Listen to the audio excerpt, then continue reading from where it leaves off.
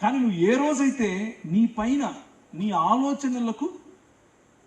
ఆలోచనలను కంట్రోల్ చేసేది బైబిల్ కాకుండా ఏ మనుధర్మశాస్త్రమో, ఏ కులశాస్త్రమో, ఏ మతశాస్త్రమో, ఏ ప్రాంత శాస్త్రమో అయితే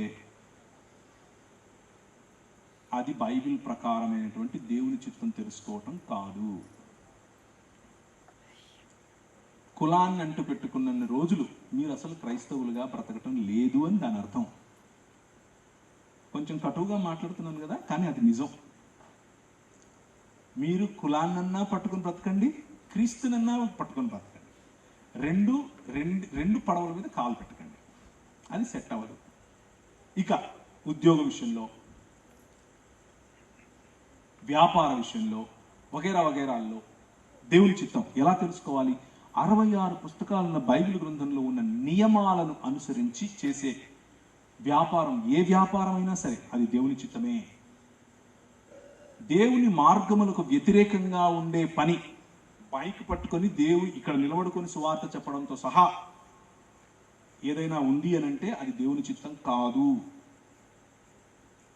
నీ తలాంతులు, నీ ఆలోచనలు, నిన్ను చిన్నప్పటి నుంచి దేవుడు పెంచిన విధానం, నీకు ఇచ్చినటువంటి టాలెంట్స్, నీకు ఇచ్చినటువంటి సుగుణాలు, ఏదైనా ఒక పనిని చేస్తున్నప్పుడు ఆటోమేటిక్గా చాలా ఈజీగా, చాలా చాలా సులువుగా నువ్వు చేసుకుంటూ వెళ్ళిపోతావు.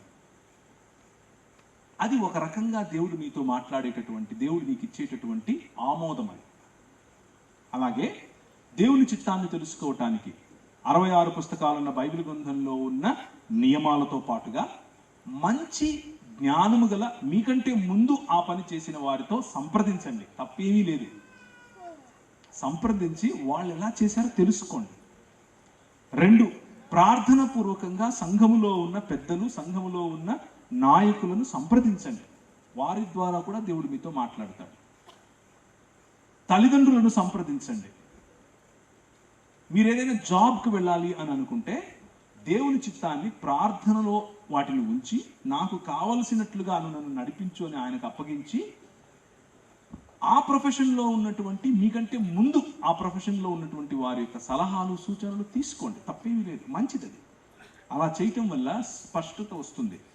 కానీ ప్రతిసారి చాలా క్లియర్గా అన్ని తెలిసిపోతాయి అని అనుకోకండి. ఆయన వాక్యము మన పాదములకు దీపం.